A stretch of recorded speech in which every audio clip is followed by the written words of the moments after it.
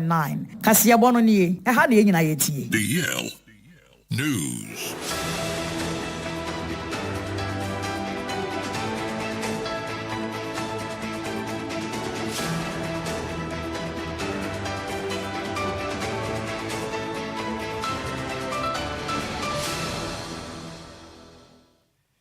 Yamamo akwaba afeto mekane shayen ewo Facebook and afinse YouTube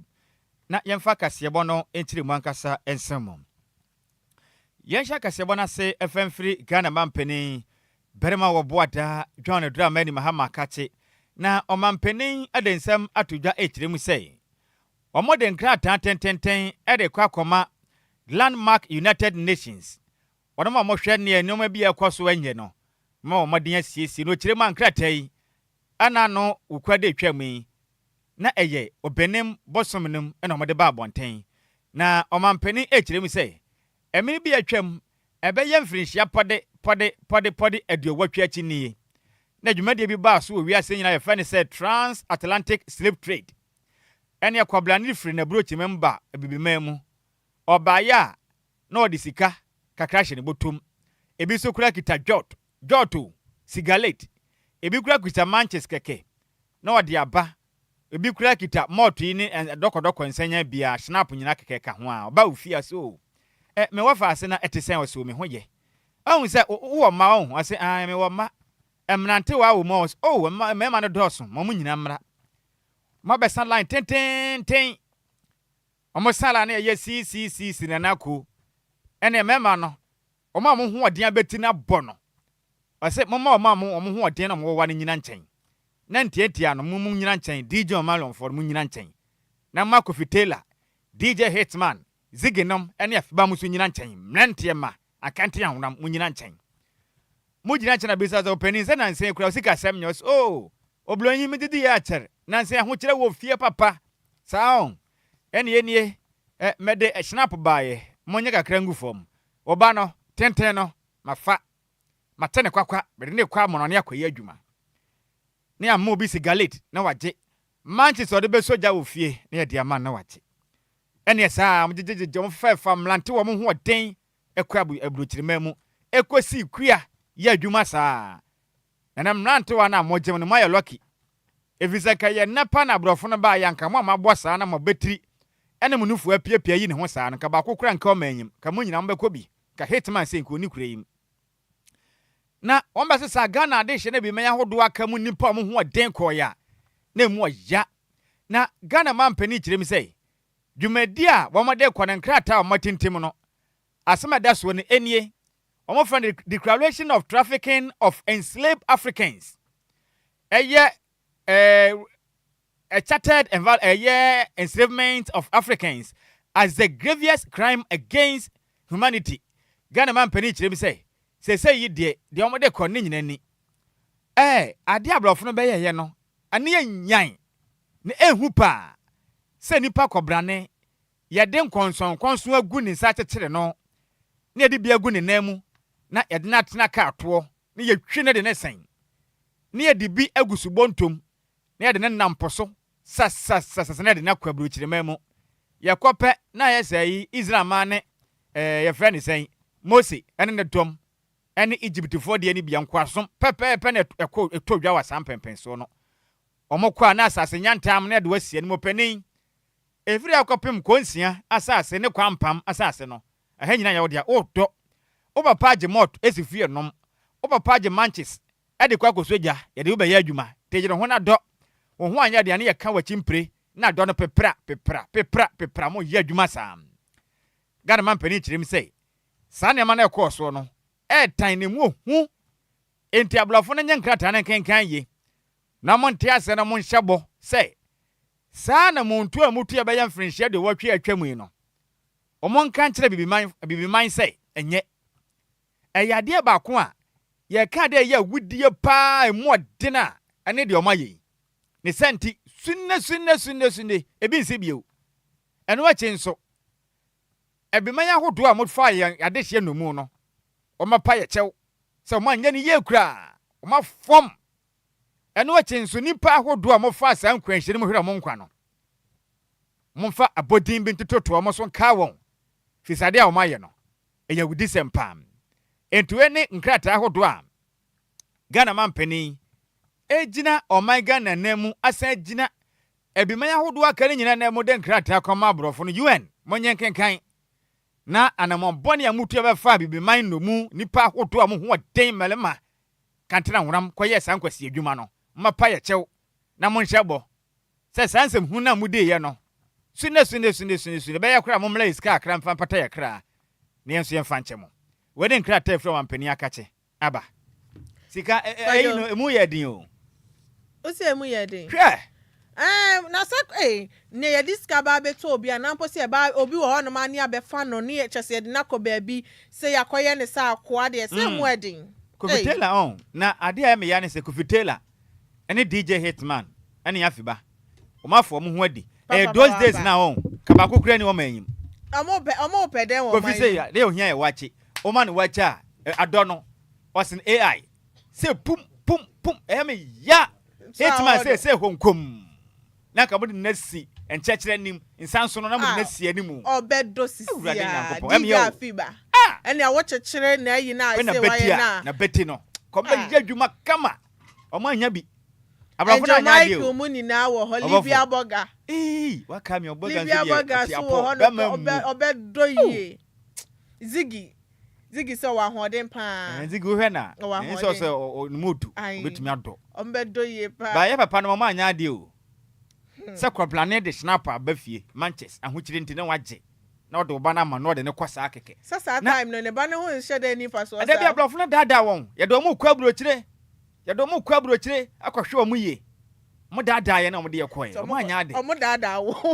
ka ho mo dada ye na se ye bibini minya bibini na way oh asembe na kan se ye na nananom anu mago ya bedun yenso yeso yi sa na tie se mo dada ye india na chese se ne wo ka se ye na nananom anya ade na chese so anya ade ade ti na wo ho ne dada mo I wasn't alive that time na that time me tia se anka me it's o ma dada wo dada ye fa wo be o ma da menye broni o ma na mini wo me wo ha ko mo dada me mi fa me hu hye mu so yanto aka se na mate se tomato su ho abasem yanko yani yanto aka se bone so na Burkina Faso for edensem abetudwa echemu se eye tomatoes fresh one no mo ne ede kwa aman foforo so no sese no o matimi asini nina anokwan na eye aban asrafo anedi anim echemu mo pese o mo mbo eye domestic processing unit a eno ewo Burkina Faso no eho ban se na ebe ye o mo so no o mo ntimi nya eye shortages bia ewo honom no modern semi editudwa ewa bra joint communique ekoso eyo benembo so me ne de toso eyedunsia won fimpimienu ni aduonunsia ni mu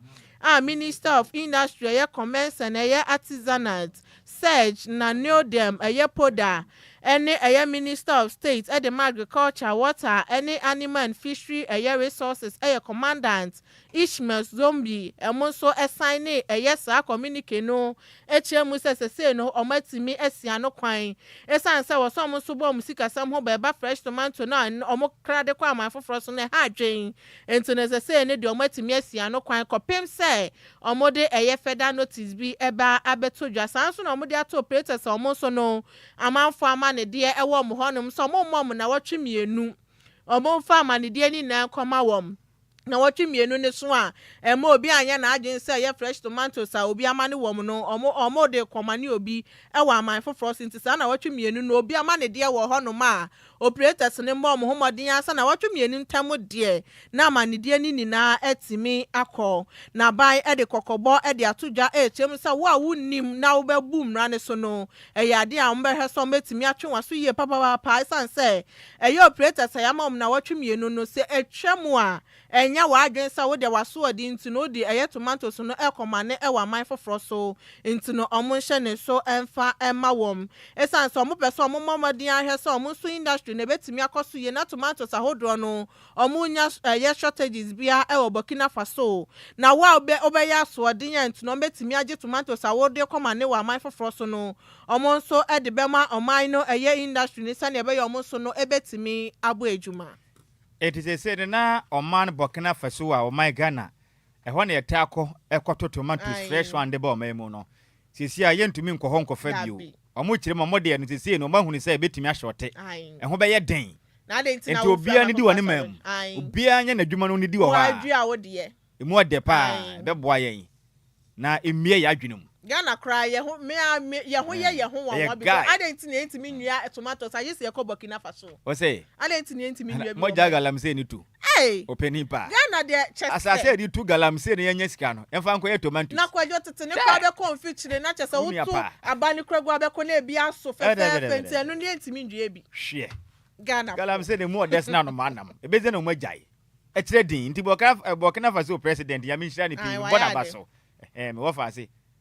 tware mi demede na se eye na ye ne ayi ni di wo ye fie why mo so mu ni di mo de yankopon hira mo maya de na yanto akase ebo no so na nyina ye nim se akwane abade hu sansem e wo wiase nyina de ba ko eta boa e ya kwan hodo a ye fa so se nya wiem kuto na ya sase so de ya kwan papa ya benya fa so ena adwadefo be kwa ba akwantefo be kwa ba sikasem be kwa ya akwan ya de boa pam enam de sente no Ghana mampeni baremo obo atad na ni de akire mu obono mantem nim e badwumade ne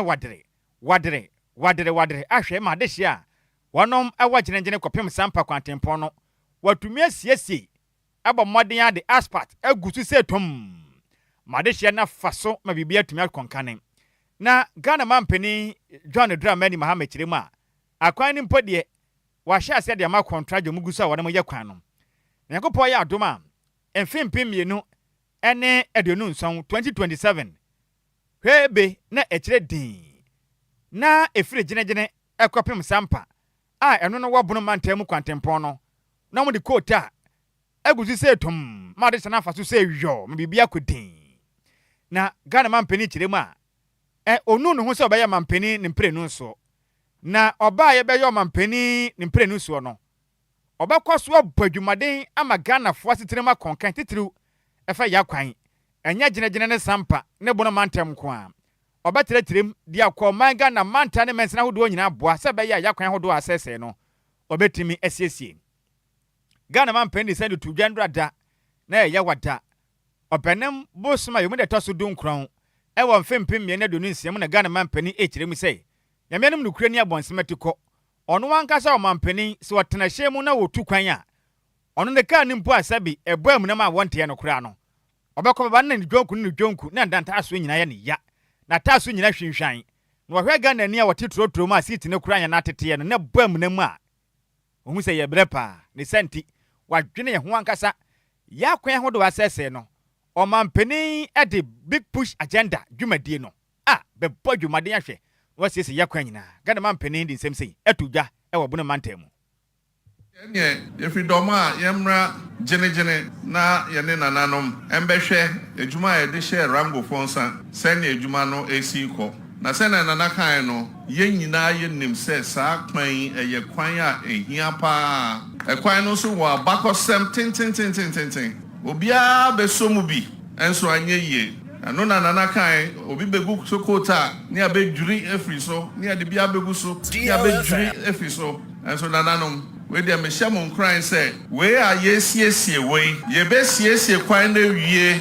ebe ya kwan a afebo na ejina ho ebi say kane akwan a ne ye free break meko sampa eye sebi ne friend no kota bitumen road ya na go so hene a wenya ne baby ko say sapete sa kwan ne sapete enso nananom we are ye ye kwan a ye friend asphalt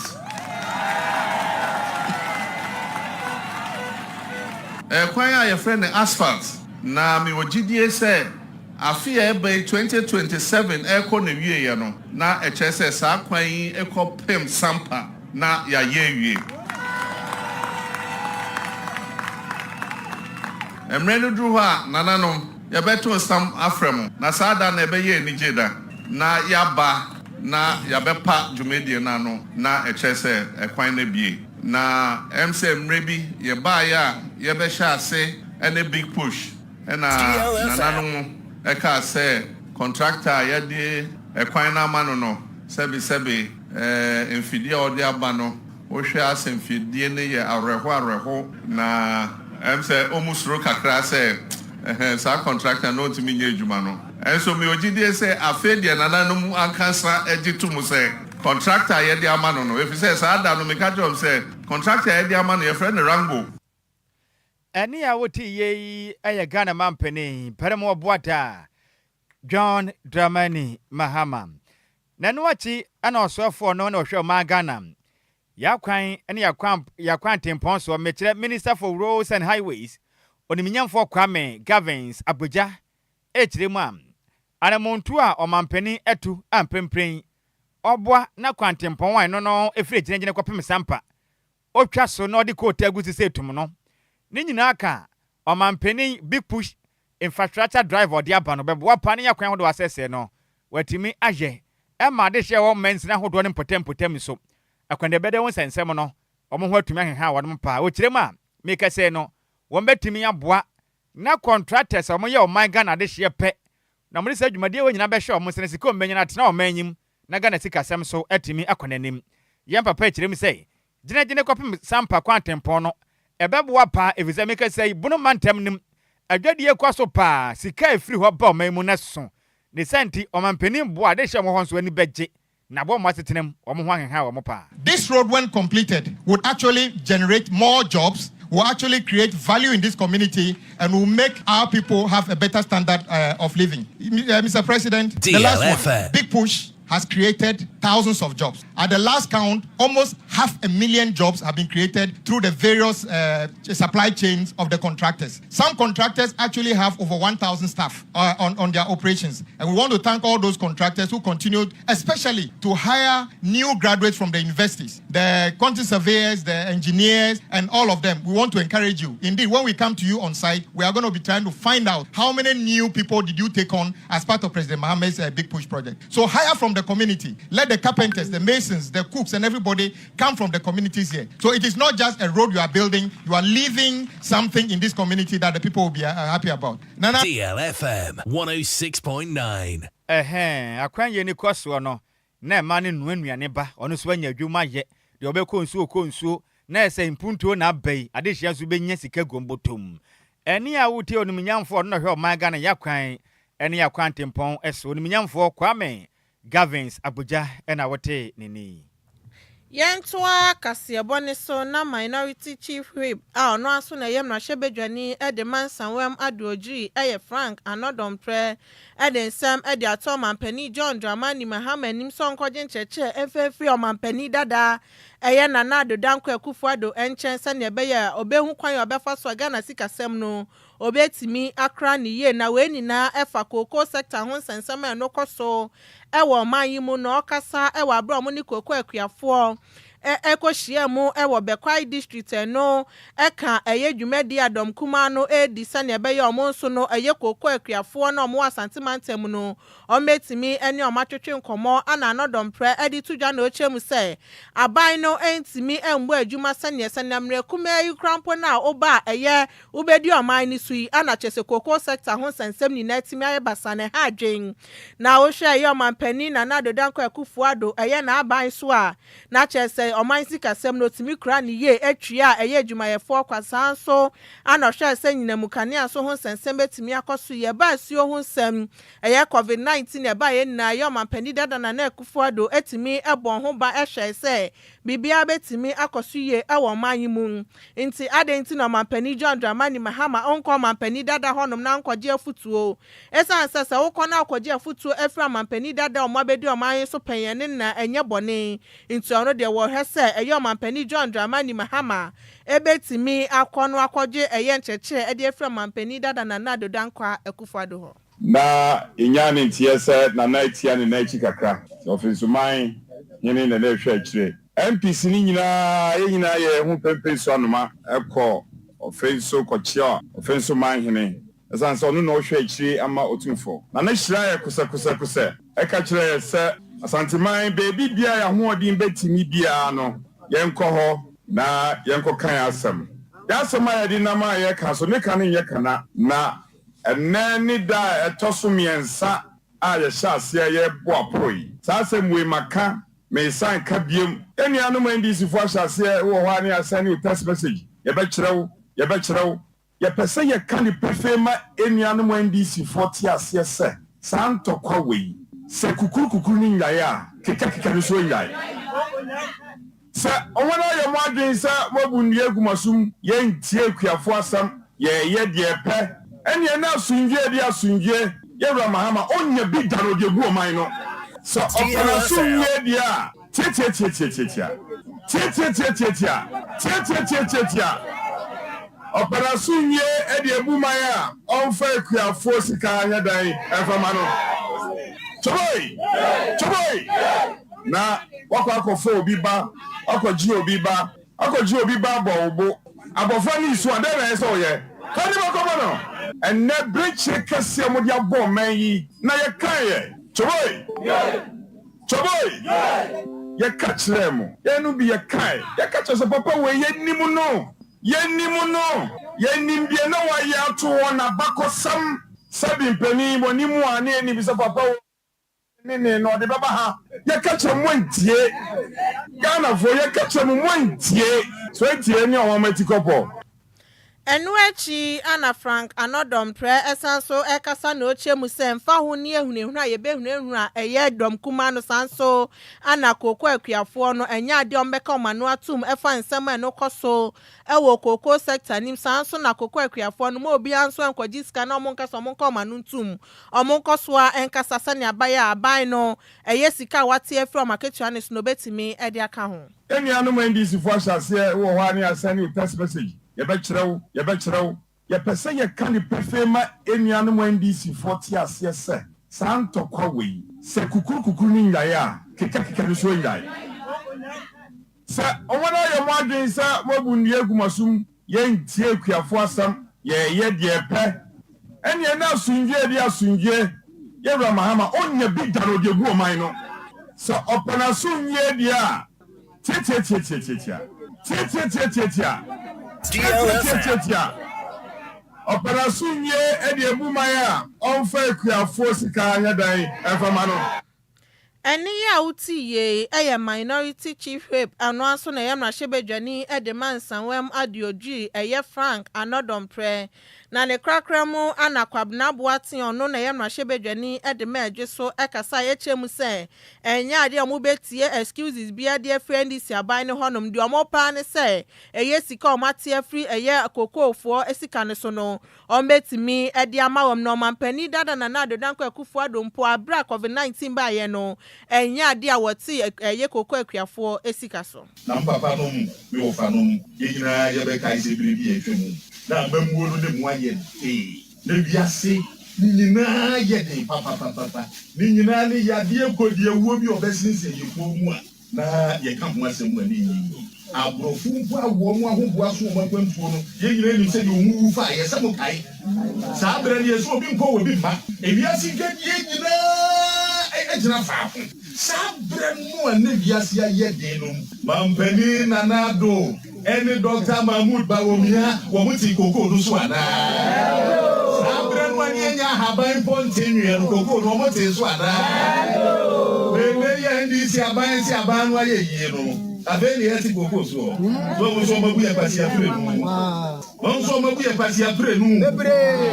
entime ya sem kan ye ba ko pe eni sabre so amuni ye bedi nkomo amusu aka mo dia kire ye na emu ye betimi asiripi sana montu abai ni yetu no e pasi ebuo e na ko bu ye sha abai se enimu yada ye de nim se bo ja no se se no beto no so beto ni se na tre se million no ma ko se so sa no so beto no eni ya wuti ye eye kwabna boaten ono na ye mrahebedwani edema ajuso na manibo ye nsem twoni samo fori boaten ana lifra santemantemu ebesom ye yantoa kasebon so ye monfa nwure ma wa Ghana Journalists Association etweditia eka ne se GJ wonom eye nsemtwerefo nkamomku na ya president eye Mr. Agyei Sikapa odensema todwa echirem se nansen ne ma bi koso a ehu pa ehunehuna eposifuo bi ene oman Ghana ahobammo kuo bi ede nsentwerefo faso no yamenum no kwani abonsematiko emfa kwan mo na nsentwere ne ye ne bibia ne yafre no o brasia di mpanifo akache Nkɔmɔ na wudi ye no ne nsɛm na wɔka no hwana de saa information ni ma ho wamfa ma de ɛbɛyɛ o hey phone no fa phone so nyina bra hwana ne de nkɔmɔ no ne pop o mani gu nsɛntwerɛfoɔ ni so saa na saa sɛm we so atete na bobo na ndo ada nsɛntwerɛfoɔ nka mu ko friends nsɛntwerɛfoɔ nhia mu sɛ momra na nyen kan nsɛm kakra na nsɛm bi hyɛ yɛ bo pam na yɛ wuku ada ɔpɛnem bosma na toso du nwɔtwe ɛna DJ yɛ president me wɔfa ase abɛr kɔbla dwomfo akyirim sɛ nsɛm bi ha that is becoming unbecoming ehupa nsɛntwerɛfoɔ hunu ɛde tete yɛn wɔyɛ saa ɔka se kwa no tum na hunu sɛ ya ɛdene de sɛnti mpanifo to ho anamɔm yɛba pa akyirim sɛ ɛdene sɛntwerɛfoɔ adwuma a yɛyɛ yɛwɔ mmara bɛtɛ ho yɛn nso so yɛwɔ yɛfa ahodie nti ade nti na homba mmɔkue momfa yɛmfa mmara kwan so mmara bia ne hɔ no ma ɛmɔ ɔman Ghana homba mmɔkuo mu panin bi sɛ ɔka kyerɛ nsɛmtwerɛni sɛ fa wo sɔɔso brɛ me wo nsɛm a wɔka no ho ana de saa nsɛm no ma wɔ nkɔmɔ no ho ana ne di nkɔmɔ fa afɔ bala me hwehwɛ so ɔkyerɛ ma ɛyɛ mfra ma sɛ mmara tia agya sɛm di bia pɛ kɔto pɛ na bɛtumi asi so dia ti saa de na amɔyɛ no munyae na motete yɛ dodo. The association has also received troubling account from one of our colleagues who reported that following a police invitation on DLFM. February 24, 2026, he was questioned over publications in his newspaper and asked to respond to unsubstantiated allegations, including claims of extortion involving an unnamed third party. According to the journalist, despite requests for clarity and evidence, the investigators failed to provide details to substantiate these claims. He was subsequently granted bail and later subjected to further interrogation, including examination of private communications. More concerning is the claim that under an ex-party court order, the investigator proceeded to seize the journalist's working tools, including a mobile phone, under unclear circumstances and without proper documentation. The journalist maintains that these actions were carried out on suspicion of an unspecified offense, raising serious concerns about due process and the protection of journalistic work in this country. One of our colleagues, who was also invited or among the invitees, also informed us that during interrogation over the alleged false publication, it was at one point asked to disclose its source, a request he firmly resisted. Journalists are not bound to disclose our source, except the court or the laws of this country compel us to do so. Asemidi bia po court to pet and a bit to match and sentry so Jumadi would in one and in the come off our phone blanny and vessel. And why a crown at this same way brewo. Sentis our party and Bambo Pebbian over to me to Sanamo and answer Ghana posing for an soldier of we. So Musia Swen in Pamro, left and right Sam. And watching now, Mr. Abed Cobrajon for him say. Adiaba quite yen, or Mangan and Central Phobinum. Chesem penifua hwee pa brono toson ediambesre enimpa hodwa esojafo aposifo ene abam mpenifo abure saa no ebe amamode ansa yade momwa yen why na emobo. Cases involving attacks on journalists and violations of media rights must be pursued to their logical and just conclusion. However, the association also recognizes that justice can be achieved through appropriate alternative dispute resolution mechanism. As indicated earlier, it is therefore important to embrace credible solutions that promote fairness, healing, and institutional reform rather than allow cases to continue indefinitely without resolution. Healing is what we need. We need healing for our members who have been abused or attacked. Aha, attentre ne pen ye enuani ya mobo ye pe na maboa na machi nipa na tum ekiredin. Na ne kwa mo no na Mr. Albert Kobana John 4 ekire mu say nsɛmtwerɛfoɔ nkamomuko no ɛde nase piesie ɛde ma ɔman Ghana yɛn post sahene IGP yɛn papa Christian Tete Yohono ɛna afi nso abalo yɛ pani ɔno kura nso ne ɔsoafo a ɔhwɛ atɛntɛne so Dr. Dominic Ayene ɛne anamɔmpo mutu aboa na nsɛmtwerɛfoɔ mo hwe yɛn tataayɛ no ɔmobɔ mɔden adi mmara n'akyi aboa na mmara no aka bi di ama yɛn. The Ghana Journalists Association wants to commend the Inspector General of Police, IGP Christian Tete Yohono, and the Attorney General and Minister for Justice Dominic Ayene for their decision to pursue an out-of-court settlement in a long-standing legal case involving Lateef Idrisu of Joy News, Multimedia Group, and the Ghana Police Service. After nearly 8 years of court proceedings, the GJA considered this decision as a constructive and forward-looking step towards resolving a matter that has remained a significant concern for the media fraternity, Advocate advocate and advocate of press freedom in Ghana. Any awuti ono ene ye president edemo my Ghana and central for Kabomuku. Ni den at the Mr. Albert Kwabena Jonfo. Yenyina weso ni akeka madwin chere bi fansemo ego Facebook no sana me wafa say teleka yete di aba no so here live edifi ko foludua nkurakan ewo apie mantemu Eastern region. Wase odaya sepa me ye nkranhye na dwumade ayebo esom oman Ghana. Meso me das me wafa say teleka yete na ba Donald Frank or the aba no say the news is sweet like anomanam. No share live edifi tama community 2. Me wafa see watome nkra say opese ya mana kwenya na nsamtwe dwuma na nigi hu ye pa me hu se na wa test o Facebook say ya mana dakro na se de wo biemu no 24/7 am profile no 24 wo biem ku ha na mana kwenya no sumpuru ne minim na radio ne mu ade no nya bi obeye pa aha me wo fa se do na na nya sa yesa na Nhyiraba Franka mankwa de aba na wo so hwe live edi flake tase na wo kirema Ghana fo ede ade sre to Ghana mampene so wo mo pa na my Ghana banda da no agenda 111 project no onto aso na yare sabia musu amanyem na no ache nso omwapa na 24 hour economy na ade no se beyan komampani ohwe nanka ontwa sokra na moa na Regina Buadidi aba no say ohwe life edi free achem water market ni mu ho no ma no ohwe yen oda yase na dwumade an ye body ye kase bo mu desa no manam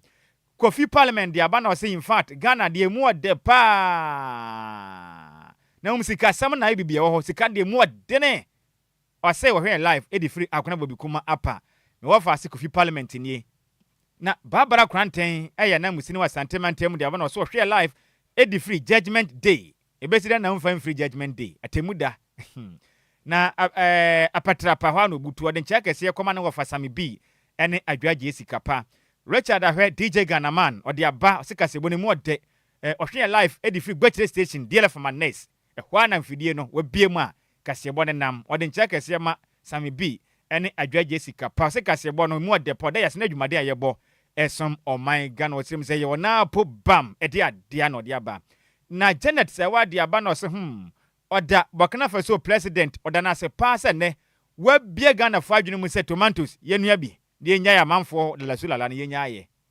eye pa na oyibo bo aten de aba ohwe life edi free eye atwema na lebehin was say Ghana man penny 24 hour economy no ache ye twen fabra na Ghana fo nya dwumanye na nasafo de aba na was say kasa na doson ye hia kanini keke na Ghana ho ato no kasa nkoa emwa yen na okwampa Williams na was say anoma nam news papa meso medaf say okwampa Williams I mean chira opi kasa bone ye de sina Sikapa so birthday bi bone tew na yen koye braso. Happy birthday way Kwama me mates eye Emmanuel Ofosu Buadi oye National SWAT at the Ghana Police Service edinya ye mate na ye de friend no eye Lincoln and there eye ne birthday to the American say happy birthday Shonkon enkoma Lincoln Yakopon Shana onya okese oma wa hoden ene akoma pa betimi ede aye adwuma ede aboa wo man Ghana no hwe so no mbo ho ban emfiri aniboni biara ho enti eye officer Emmanuel Ofosu Buadi dodo na friend say eye Lincoln or National SWAT at the Ghana Police Service Nyankopon onsha happy birthday once again Mando wawale onware na watu otwen den na uni apa kwenya na abai we kasebo no ya de asi emusamufo ne ya maze mebelantwi ene se mo ema yen champion tailor be mo board de ekopiem wo Facebook ena fi YouTube makasebo no wonya bi ehwe yen DJ Zigibi Mr. Samala kwa chinchim kasefiri fuma de suma ya wiei akenkafo yemienu edi ameje so ya wofa osi ade de one at Nhyiraba Kwadwo Sammy B ma hoteden ene bantwere bona na otafrija mene Adjoa Agyei Sikapa ye kwei me wofa se na Adjoa seki radio mu ya santo a asemu Michael Jackson dade Lumba nyumo ne hokafo ne ne adene ode dira adwumade ne ba dwumade we wo hwere pe wankasa be no ho tena se one me wofa se kwa me afum